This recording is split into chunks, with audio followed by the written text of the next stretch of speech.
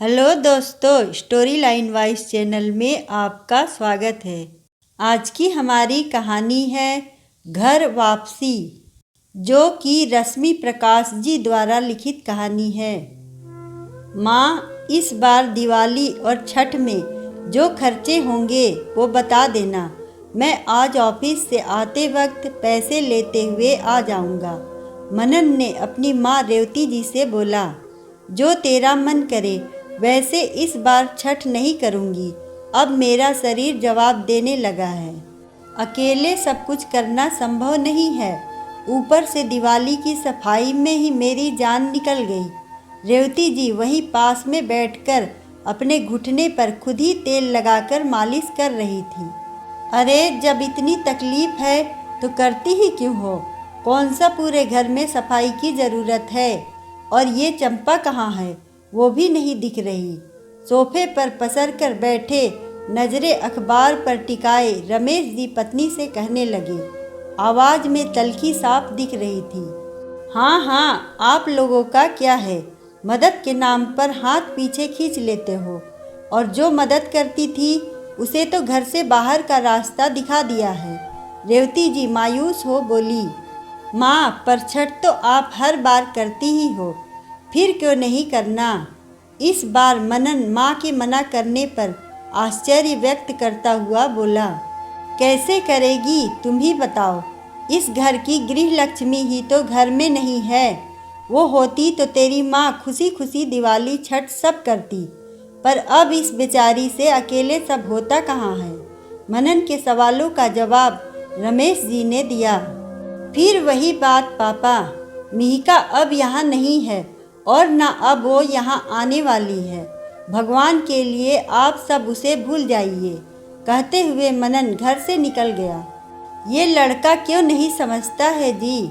जब से हमारे गृह से गृह लक्ष्मी उदास होकर गई है, सब तरफ उदासी ही दिखती है। रेवती जी उदास हो बोली। उधर मनन मिहिका के बारे में सोचते सोचते मोबाइल में उसकी तस्वीर देखते देखते उसे कब कॉल लगा दिया, उसे उसकी आवाज़ सुनकर एहसास हुआ। कैसे याद किया मनन? घर पर सब ठीक तो है ना? और तुम? अब तो कोई शिकायत नहीं होती होगी किसी से। मिहिका के आवाज़ में तल्खी भी थी, फिक्र भी, और कहीं न कहीं प्यार भी झलक रहा था। हाँ हाँ, सब ठीक है। वो माँ, इतना कहकर मनन चुप होकर फ़ोन काट दिया। पता नहीं मिहिका के मन में क्या आया, उसने रेवती जी को फ़ोन कर दिया। हेलो माँ, कैसी हो? आज आपकी बहुत याद आ रही थी तो सोचा फ़ोन कर लूँ, मिहिका ने कहा। सब ठीक हो सकता है बहू, बस तुम वापस यहाँ आ जाओ। ये घर अपनी गृह लक्ष्मी का इंतज़ार कर रहा है। मेरा बेटा ही नालायक है, उसे गुस्सा ही इतना आ जाता है कि वो फिर कुछ नहीं देखता समझता। लौट आओ बहू, ये घर गृह लक्ष्मी के बिना अधूरा है और दिवाली छठ भी अधूरी है। रेवती जी मिहिका से कहे जा रही थी। इस बात से अनजान थी कि मनन अपना एक ज़रूरी फाइल घर पर भूल जाने की वजह से वापस लौटकर दरवाजे पर खड़ा सब सुन रहा था। मनन चुपचाप अपनी फाइल लेकर पुनः निकल गया। ऑफिस जाकर काम में मन न लगा और उसने मिहिका को फ़ोन करके कहा, शाम को मिलना है, प्लीज़ उसी कॉफ़ी शॉप पर आ जाना जहाँ शादी के बाद पहली बार गए थे। मिहिका मनन की बात सुन बस हाँ बोल फ़ोन रख सोचने लगी। कितनी बार कहा है तुमसे, मेरी चीज़ों को हाथ मत लगाया करो। इस कमरे में कहाँ क्या है, इस पर ज़्यादा ध्यान देने की ज़रूरत नहीं है तुम्हें। अपने सामान के साथ जो करना है करो, पर मेरी चीज़ों के साथ नहीं। शादी के 15वें दिन ही मनन ने गुस्से में मिहिका से कहा, मैं वो बस अरेंज कर रही थी। ये सारे कागजात एक जगह कर रही थी जो आपने जगह जगह फैलाकर रखे हुए। मिहिका रोनी सूरत कर बोली। मनन की ये बातें दिन प्रतिदिन बढ़ती जा रही थी और ऐसे ही एक दिन उसकी फेवरेट शर्ट प्रेस करते मिहिका से जल गई। फिर तो मनन ने आओ देखा न ताओ चटाक से थप्पड़ मार दिया और बहुत कुछ सुना दिया। जाहिल गवार हो क्या, कोई भी काम सही से करना नहीं आता। तुम्हारे साथ मेरा गुजारा मुश्किल लग रहा है। तुम यहाँ से चली जाओ। मेरे साथ रहोगी तो तुम्हारी इन बेकार की हरकतें देख मैं पागल हो जाऊंगा। मनन चिल्लाते हुए बोला। रेवती जी शोर सुनकर कमरे में आई। मनन को बहुत डांटा। ये तरीका है अपनी पत्नी से बात करने का? सही से नहीं बोल सकता? गलती किससे नहीं होती? माँ प्लीज़ आप लेक्चर मत दो, मेरा दिमाग बहुत खराब हो रखा है। और हाँ, मिहिका की ओर मुखातिब हो बोला, मेरी चीज़ों को अब हाथ लगाने की ज़रूरत नहीं है। मैं अपना काम खुद कर सकता हूँ, मुझे तुम्हारी ज़रूरत भी नहीं है। मनन गुस्से में कह ऑफिस निकल गया था। मिहिका जोर जोर रो रही थी, फिर उठी, सामान पैक कर निकल गई। रेवती जी लाख रोकने की कोशिश करती रही, पर मिहिका का यही कहना था कि जब पति को ही पसंद नहीं तो यहाँ रहकर क्या करूँ माँ? जिस दिन पति की पसंद होगी वो लाएंगे आ जाऊंगी, पर अभी जाना जरूरी है। इस तरह 4 महीने बीत गए थे।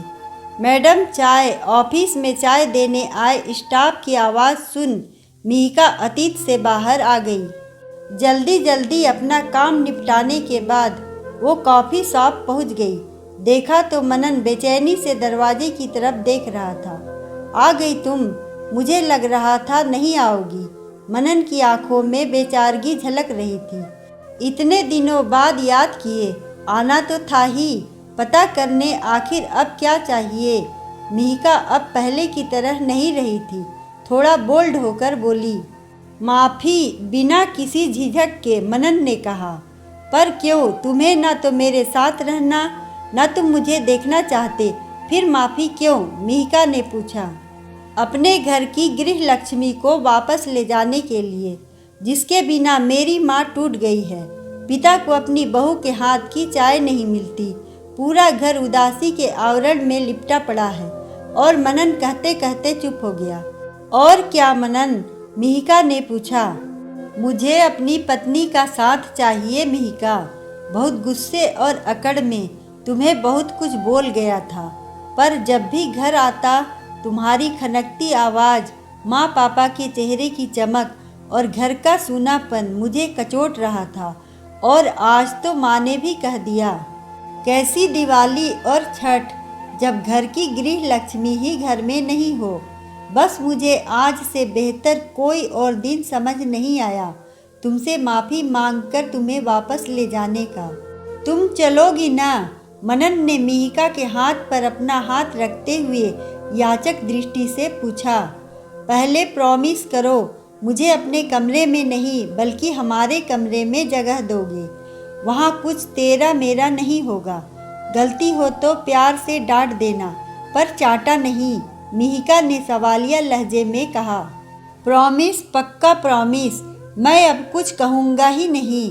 कहने से 2-2 औरतें नाराज होकर बैठ जाती हैं, और दोनों ही मुझे अजीज। मनन की आंखों में मिहिका की बात सुन एक चमक सी आ गई थी, और प्यार भी।